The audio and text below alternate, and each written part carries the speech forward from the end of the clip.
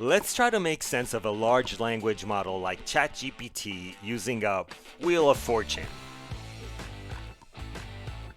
OpenAI, the company behind ChatGPT, has this playground, and it lets you play around with language models and learn a bit more about them.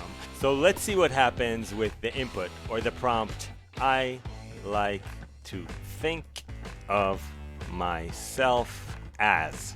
When I go ahead and submit this, I get the completion, a nice person. But what do these probabilities mean?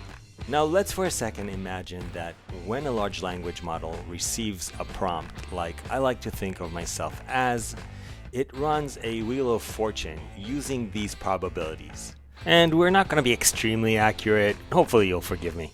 And with about 60% chance of A, I'm going to say that maybe 7 out of these 12 slots are going to be A.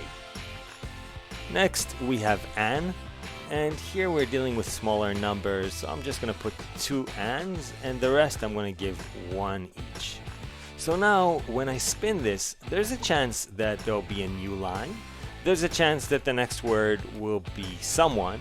There's also a chance that the next word will be the.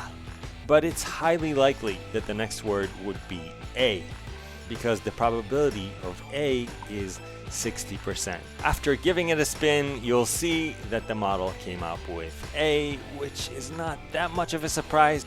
Now, if I add this to the prompt, I like to think of myself as, and then spin that roulette a few more times, you can sort of see how this would build an entire sentence.